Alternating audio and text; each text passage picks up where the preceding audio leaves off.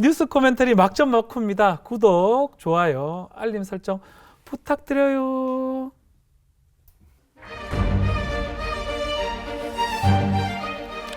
뉴스의 이면을 꿰뚫어보는 본격 속마음 정치 토크쇼 뉴스 코멘터리 막점 막후의 박지훈입니다. 네, 시사하는 개그맨 MC 장원입니다. 네, 자 막점 막후의 든든한 형님이죠. 김성애 정치연구소 싱크와이 소장 함께합니다. 안녕하십니까? 네, 안녕하세요. 네, 자 또 한 분의 형님이십니다. 오랜만에 뵙는데요. 장성철 대구 가톨릭대 특임교수 함께합니다. 안녕하세요. 안녕하세요. 네, 그리고 막장막후의 팩트체커 이민영 서울신문 정치부 기자 자리하셨습니다. 네, 안녕하세요. 어제 그 2차 TV 토론 다들 보셨는지 모르겠습니다. 끝까지 보신 분들은 진짜 정치 덕후가 아닐까 싶은 게 이 후보들의 경쟁자는 다른 후보가 아니라 이 쇼트트랙이었습니다. 쇼트트랙 시작하자마자 이 동족자가 쭉 빠지더라고요. 쫙 빠져버렸어요. 네.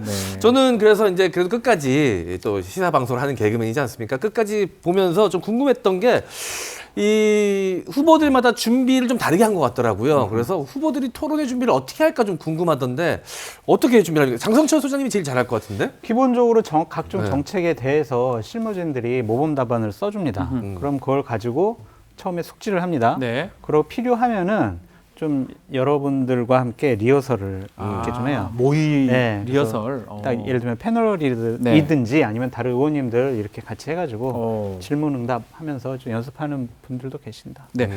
자, 이게 그럼 벼락치기가 채가지고 또 가능합니까? 이 토론회를? 아니죠. 굉장히 오랫동안 준비를 해야 준비를 합니다. 된다. 이제 네. 정책팀에서 기본적인 공약과 정책을 만들고 그다음에 전략팀에서 어떤 기조로 나갈 건지까지 정하고 상황팀에서 현황까지 정리를 한 다음에 네. 이게 이제 방송 토론팀으로 재료가 다 넘어오면 넘어가면 그걸 가지고 이제 재료를 다 정리한 다음에 이 수많은 방송 토론팀 관련된 고문 뭐 이런 분들이 붙어서 내용들을 추리고 네. 그렇게 하면 200~300페이지짜리 기본 문서가 만들어지고요. 네.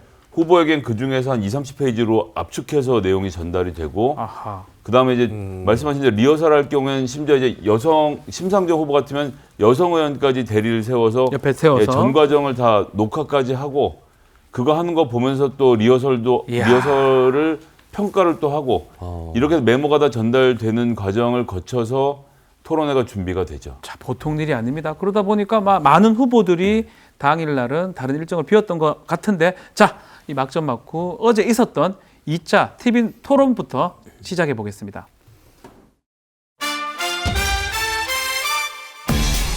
처음이라 그런지 무기들을 안 꺼내놓은 것 같습니다. 후보님이 하시면은 기업유치고 제가 하면 특혜입니까? 지금이 종전 상태라고 생각하십니까? 부인께서 조작에 연루돼 있다는 말이 많은데 시장 재직 시절에 선거대책본부장의 자녀라든지 청년 정책을 논의하는 자리이기 때문에 다른 얘기는 주도권 토론에서 해주시기를 바라고. 문정부의 코로나 방역이 저 안철수의 제언을 듣지 않았던 게 실패의 원인이라고 봅니다. 노동관은 매우 꼰대스럽다. 이런 후진적인 노동관을 가진 분이 우리 윤석열 후보님 같은 경우는 공공연하게 정치 보복하겠다는 의사를 표명하고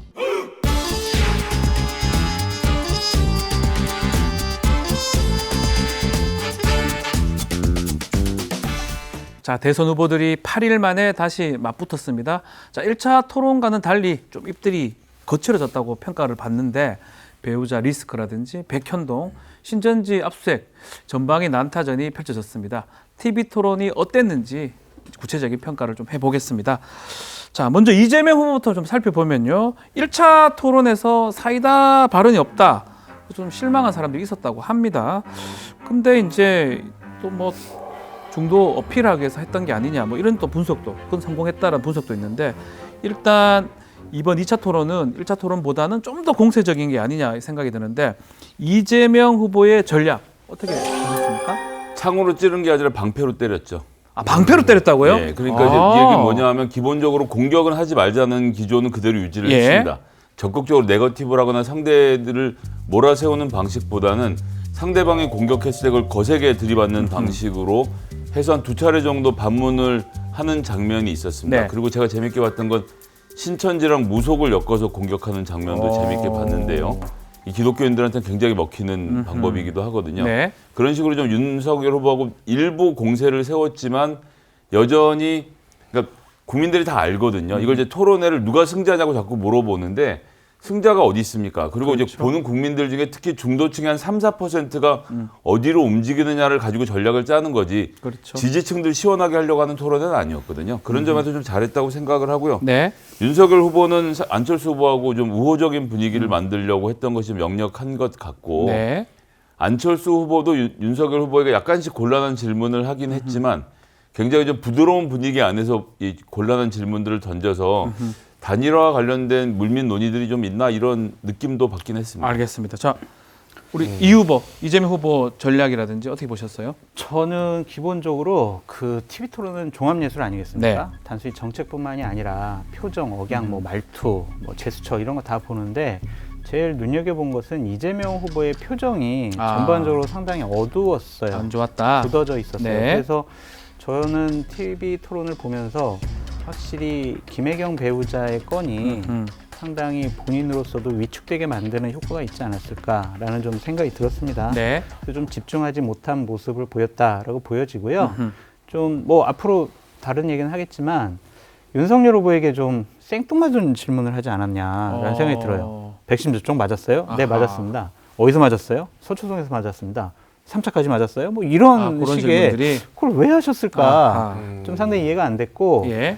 심상정 후보가 김혜경 배우자에 대해서 사과하세요 막 이러니까 사과하면서 상당히 좀 난감해하는 모습 그런 모습이 좀 눈에 띄었습니다. 네. 윤석열 후보는 1차 토론 때랑 전략이 크게 다르지 않아 보였습니다. 그리고 다행히도 뭐 알리백이 뭡니까 아십니까? 뭐 이런 장학 것 같은- 퀴즈는 없었을 것 네, 같아요. 장학 퀴즈도 없었고요. 다행인 부분인 것 같은데 다만 좀 새로운 이슈가 없었다라는 비판적인 시각도 좀 있더라고요. 윤석열 후보 1차 토론에 비해 어땠다고 생각하십니까? 김상희 소장님. 윤석열 후보는 여론조사 결과를 이렇게 본 다음에 오케이 하고 나온 거예요. 실수만 안 하면 된다. 크게 공격할 것도 크게 방어할 것도 없고 남들이 보기에 그냥 멀쩡하네. 라는 평가 정도를 받으면 된다라는 자세로 임했다라고 보고요. 네. 그 조금 전에 말씀드렸던 대로 이재명 후보가 이 건진법사와 신천지 문제를 묶어서 공격했던 대목이 인상적이었는데 그렇죠. 네. 거기에 대해서 법무부 장관의 압수수색 발부 지시는 쇼한 것이다라고 맞받아치던 장면. 그렇죠. 이거 물론 준비를 하셨겠지만 워딩이 굉장히 찰지게 잘 나왔던 것 같아요. 예. 그래서 그러니까 윤석열 후보 장점 중에 하나가 본인 화났을 때 화를 잘 내거든요. 화를 정확하게 내고 예. 잘 내는 거. 그렇죠. 예. 이제 그것이 어쨌거나 내가 문재인 정부를 적폐를 청산하고 정산하겠다는 이 몽둥이를 보여주는 장면들이 어쨌건 지지층에서는 소환이 될 텐데 이게 이제 중도층에도 이렇게 먹힐 것인가에 대해서는 조금 더 토론팀의 고민이 있어야 되지 않을까 싶은 생각은 들었습니다. 네. 자, 장 전 소장님. 전반적으로 못하지 않았네라는 네. 평가를 내리고 싶습니다. 큰 실수 안 했고요. 안정감 보여줬다라는 생각이 듭니다. 전반적으로 저번보다는 훨씬 나아졌다라고 평가할 수밖에 없을 것 같고요. 기본적으로 좀 뭐 도이치 모터스 이 주가 조작 관련해서는 좀 정확치 않은 아니면은 보도된 것과 사실과 다른 그러한 좀 답변을 한 부분들은 좀 아쉬웠다라고 보여집니다. 네. 하지만 외교 안보 분야에 있어서 뭐 이재명 후보라든지 안철수 후보와 논쟁을 벌인 부분은 상당히 좋았고 제가 눈여겨본 것은 여러 가지 뭐 예산이 들어갈 부분에 있어서 증세를 어떻게 할 거냐, 예산을 어떻게 만들 거냐 이런 부분에 대한 논쟁도 했거든요. 그리고 상당히 좀 세부적인 분야에서도 많이 나아지고 있는 모습. 그래서 전반적으로 어제 TV 토론을 보면요. 변별력이 없었어요.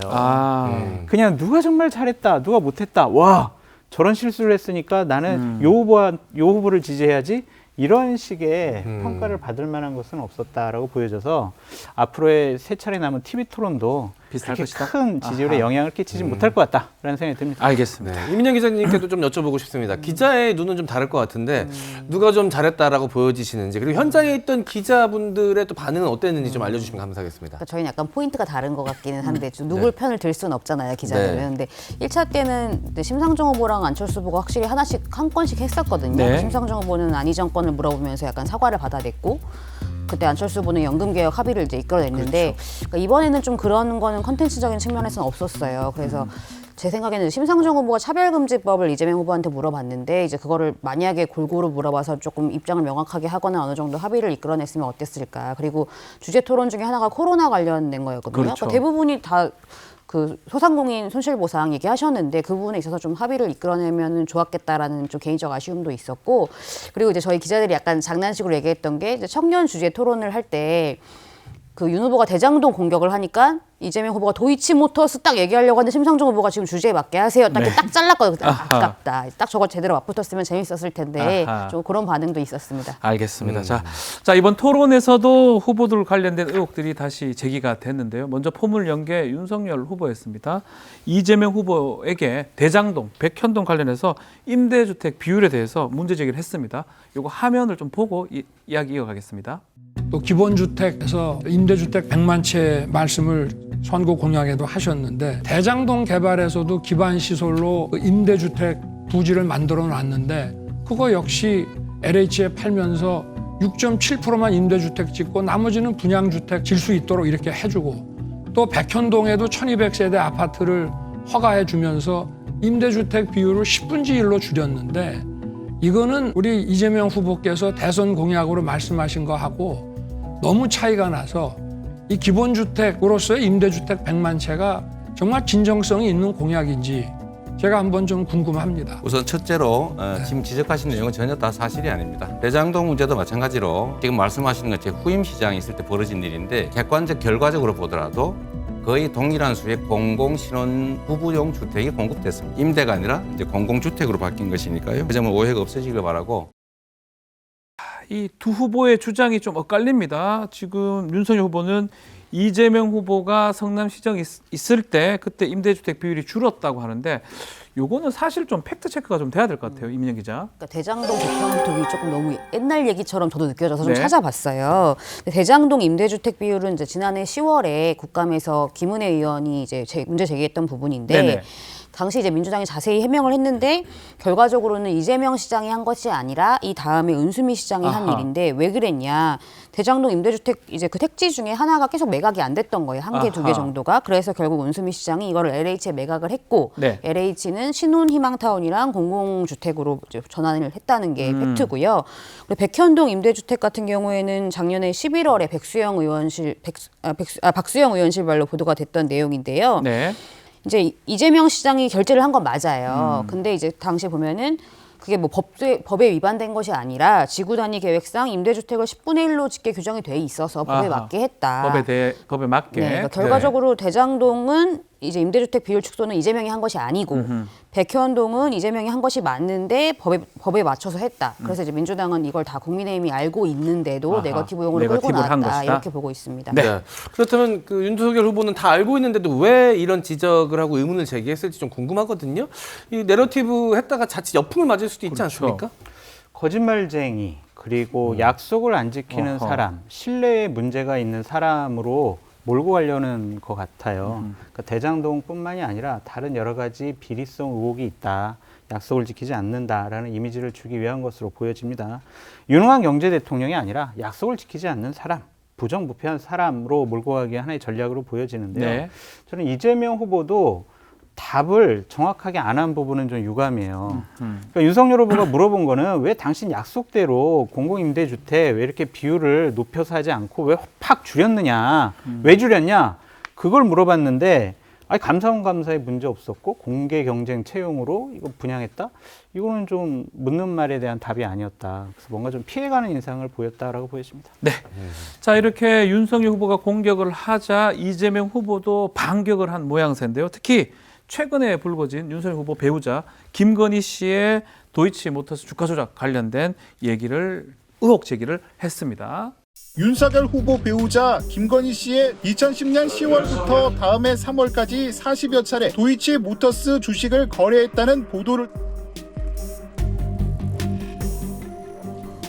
후보님 얼마 전에 그 5월 달 이후로는 뭐 거래하지 않았다 그랬는데 그 후에 막 거래를 수없이 했다는 수십억 수십 차례 거래가 있다는 얘기도 있지 않습니까? 검찰에서 한 2년 이상을 관련되는 뭐 기자와 관계자들 뭐 별건을 거듭해 가면서 조사를 했고, 우리 이재명 후보가 연루된 그 대장동 그 게이트에 비해서 그 작은 사건임에도 불구하고 훨씬 더 검찰에서 연인원을 더 많이 투입해서 했고, 아직까지 뭐 무슨 문제점이 드러난 적은 없습니다.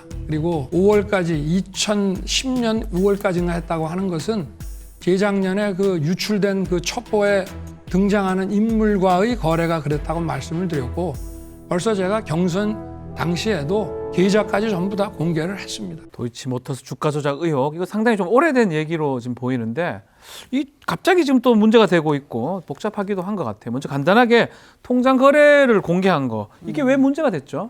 그러니까 이게 경선 때 홍준표 의원이 네. 압박을 해서 이제 그 윤석열 후보가 지난해 10월 20일에 공개를 했어요. 이제 2019년 12월 4일부터 2010년 5월 20일까지.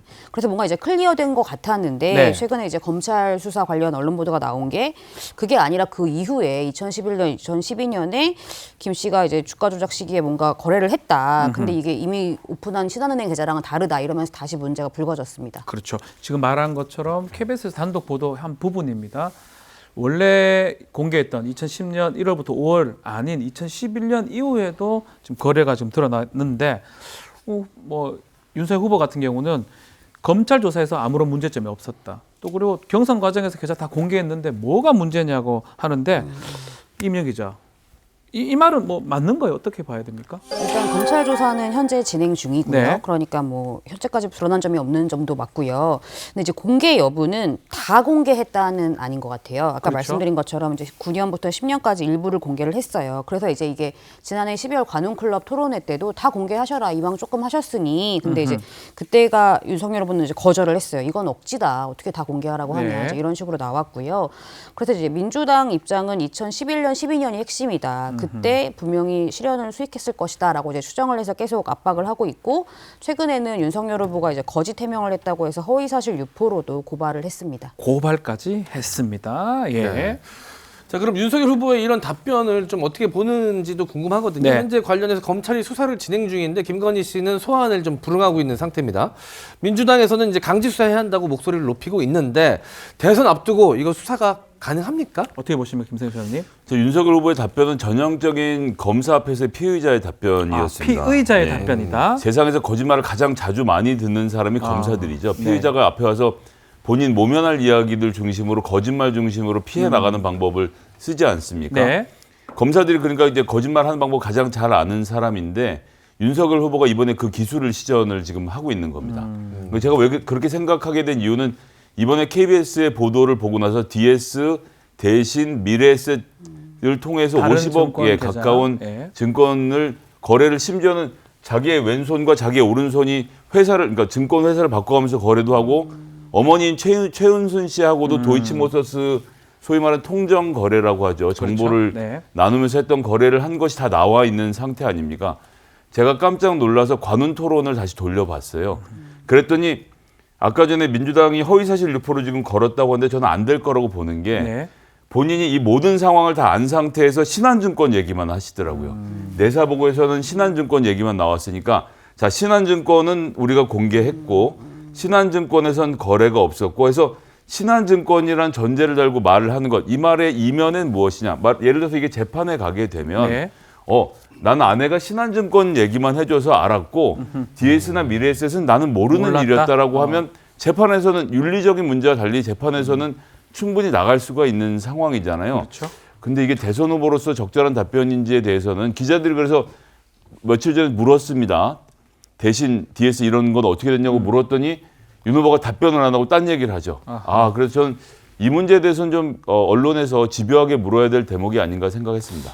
장 소장님 또 말씀 좀 주십시오. 제가 생각하는 것과 김성애 소장님께서 생각하는 거랑은 거의 99% 같다라는 생각이 같아요? 들어요. 네. 그럼요. 이러한 문제와 관련해서 윤석열 후보가 그냥 웃음으로 아이 검찰에서 2년 동안 털었는데 뭐 나온 거 없지 않습니까? 라는 식으로 넘어가는 것은 옳지 못하다라는 생각이 들고요. 네. 본인의 출마 명분인 공정정의 상식 이것은 우리 가족에게는 해당이 안 돼. 그런 내로남불로 비칠 수가 있다. 그러니까 이런 부분만큼은 윤석열 후보께서 명확하게 좀 설명해 줬으면 좋겠다라는 생각과 말씀을 드리고 싶고요. 하나만 더 설명을 해야 된다. 말씀드릴게요. 예.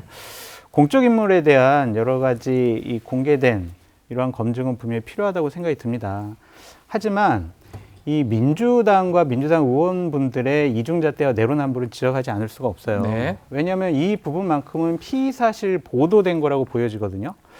우리 과거의 예를 들어보자고요. 정경심 교수와 관련된 여러 가지 의혹들이 언론에 보도될 때마다 민주당 의원님들은 아니 검찰이 지금 언론이 검찰발 여러 가지 얘기들을 받아쓰게 하냐 이런 식으로 하면서 정경심 교수의 인권에 대해서 상당히 강조하는 얘기를 많이 하셨어요. 근데 이번에는 그냥 윤석열 후보 부인에 대한 것 비판만 하지 피사실 보도에 대한 여러 가지 잘못된 관행에 대해서는 지적을 안 하고 계십니다. 아하. 이것은 저는 상당히 좀 실망스러운 부분이다. 공격은 공격할 거대로 하고 본인들의 지금까지의 입장은 제대로 견지했으면 좋겠다라는 생각이 듭니다. 네, 알겠습니다. 뭐 또 다른 얘기를 좀 해보죠. 신천지 뭐 압수수색이라든지 북핵 관련된 부분, 또 삼축 체제 여러 가지 설전들이 오갔는데 이 과정에서 진실 공방이 계속 벌어졌습니다. 검사인데 왜 그러십니까? 사실 아닌 말씀하니까 그렇다라고 이 두 후보가 지금 싸우는 모양새인데 유권자 입장에서는 좀 혼란스러울 것 같아요. 어떻게 봐야 됩니까? 전 각각의 팩트 체크가 필요하긴 한데 윤석열 후보가 좀 침소봉대에서 말씀하신 측면이 강했다라고 봅니다. 네. 일단 그 핵 인정한 얘기는 뭐 전혀 한 적이 없다라고 없다 하는 것이고 하고. 그 다음에 이제 삼축 체제가 불필요하다라는 말은 저는 이건 정말 경악을 했습니다. 네. 그러니까 이제 이재명 후보 입장에서는 대권 주자가 이 나라를 운영하려고 하는 사람이 북한에다 선제 타격을 하겠다는 발언이 부적절했다는 걸 지적한 건데 네. 자, 선제 타격이 부적절하다고 말해? 선제 타격은 삼축 체제에 들어가 있는 건데 그럼 삼축 체제를 부인하는 거네? 이건 기적의 3단 논법이죠. 예. 그냥 선제 타격이란 말은 부적절하고 그건 우리가 내부에서 해야 될 이야기예요라고 말한 것을 삼축 체제를 부정한 것으로 몰고 가는 것도 좀 지나쳤다라고 생각하고요. 전작권 회수도 뭐 필요 없다 이런 말이 다 이제 전부 다 거짓말인 것처럼 몰고 가는 것 자체는 글쎄 안보 문제에 있어서 민주당이 태도가 좋지 않다라는 점을 지적하려고 하신 것 같긴 한데 전 좀 지나쳤다고 봤습니다. 지나친 상황이었다. 장 교수님. 우리가 사실관계에 대해서는 우리가 예. 잘 모르잖아요. 그러니까 이런 것들에 대해서는 현장에서 바로바로 언론에 의한 팩트체크가 있었으면 좋겠다라는 아하. 생각이 들었고요. 그렇죠. 상당히 이 부분은 제가 유감이더라고요. 그래서 제가 다 적어왔어요. 찾아봤어요. 예. 이재명 후보와 윤석열 후보가 서로에 대한 불신이 얼마나 강한지 네. 제가 다 적어봤는데 없는 말 만들어낸다. 아. 허위 거짓 사실이다. 사실을 왜곡하고 있다. 알고나 얘기해라. 이상한 말씀하시네. 앞뒤가 다르다. 토론 중에 했던 말들. 이런 얘기를 서로 막 주고받는 거예요. 예. 그래서 제가 참 정말 어떻게 대선 후보 토론이 이런 식의 발언으로 집중이 되느냐. 한심해 가지고 제가 다 적어봤는데 다음부터는 이런 말씀 안 하시고 상대방을 좀 존중하고 사실과 팩트가 다르면 정확하게 그게 어떻게 다르다라는 것을 말씀해 주셨으면 좋겠어요. 아니 그걸 현장에서 전 보면서 깜짝 놀랐던 대목이 브룩스 사령관이 네. 사드 배치가 필요 없다라고 이야기한 인터뷰가 있었고 그래서 사드 추가 배치를 주한미군도 반대한다라는 얘기를 이재명 후보가 했는데 브룩스가 그런 말 한 적이 없다라고 윤석열 후보가 지난 토론에서 또 그러시더라고요. 네. 그래서 심지어는 우리나라 기자들이 그걸 취재했던 이 프리아시아 미국의 기자한테 직접 다시 다시 또 취재를 해봤는데 취재를 했어요. 저희가 녹음을 갖고 있어요. 한국의 사드의 추가 배치는 필요 없다라고 브룩스 사령관이 말했습니다라는 정확한 사실관계가 있는데 브룩스가 말한 적이 없다라고 생방송에서 우겨버리니까 당연히 말이 험하게 나갈 수밖에 없었지 않았나. 그게 싶은 생각이 윤석열 들더라고요. 후보의 잘못이겠습니까? 그거를 준비를 제대로 안 해준 써준 사람들 문제가. 참모진 잘못. 참모진들이 정확히 저도 핸드폰으로 검색해 보면 다 나오던데 유감이네요. 자, 이민영 기자가 좀 그 체크를 좀 기자들 어떻게 체크를 해요? 이런 얘기 나올 때마다 다 찾아보는 것 같기도 하고요. 일단 그 실시간으로요. 네. 각 당에서 우리 저희 기자단 단톡방이 있어요. 그래서 막 자료를 냅니다. 이름은 팩트체크예요. 팩트체크. 어저께 같은 경우에는 민주당이 10개, 국민의힘이 12개를 냈고요. 이게 네. 원래 이제 첫 번째는 국민의힘이 먼저 해서 나중에 이제 민주당이 약간 벤치마킹을 한 건데 이게 이름은 팩트체크인데 사실상 비난성 메시지거든요. 네. 그래서 저희도 결국 어쩔 수 없이 과거 기사를 다 찾아봐야 됩니다. 찾아봐야 된다. 네, 그래서 굉장히 공이 드는 일입니다. 팩트체크는. 알겠습니다. 네.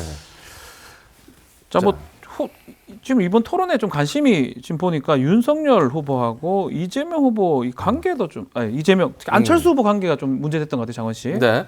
이 토론회에서 후보들 간의 이 관계성을 좀 보면 네. 앞으로의 어느 후보가 안철수 후보랑 혹시라도 단일화 가능성이 있는가 아니면 아하. 아예 단일화 가능성이 없는가 좀 점쳐지지 않을까 해서 좀 유심히 봤거든요.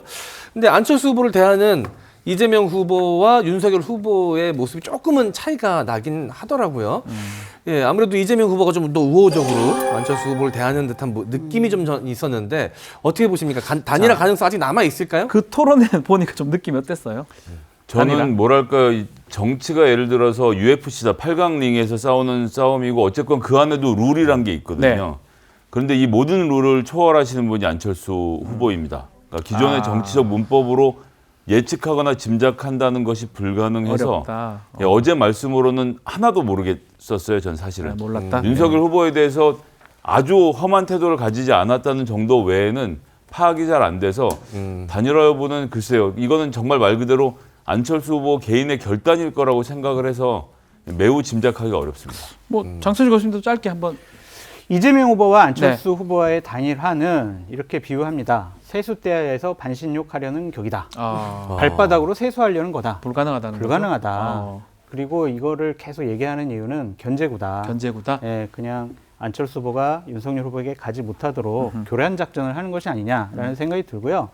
안철수 후보와 윤석열 후보의 단일화는 두 후보의 단일화. 예, 지난주 수요일이 좀 분기점이었던 것 같아요. 그때부터 뭐 한 언론에서 보도됐지만 김한길 위원장이 본격적으로 움직이기 시작을 했고 그것을 윤석열 후보가 보고를 받았고 그 이후에 계속 좀 긴밀하게 진행이 되고 있다. 그래서 주말을 좀 보고 15일 후보 등록 전까지 어떻게 진행될지 좀 지켜보시죠. 네, 알겠습니다. 자, 2차 토론회 얘기를 좀 나눴는데요. 자, 아주 중요한 코너죠. 장원 씨 얘기를 한번 들어보고 네. 장원 씨 한수 한번 주십시오. 장원의 한수입니다. 징소리까지 넣어주십니까 이제? 네. 이야. 예. 기대돼요. 아, 기대돼요. 저는 예. 이번 2차 토론 단언컨대 사이다 토론이었다. 사이다 토론? 생각합니다. 왜요? 그런데 문제는 이 사이다를 보는 사람들이 마셔야 되는데 후보들이 계속 마셔요. 본인들은 엄청 시원했을 것 같아. 근데 보는 사람들은 계속 목마르고 답답합니다. 네. 예, 나름의 사이다 토론이었다. 이렇게 봤습니다. 조금 다른 의미의 사이다 토론이었다라고 얘기를 주셨습니다. 구독, 좋아요, 알림 설정.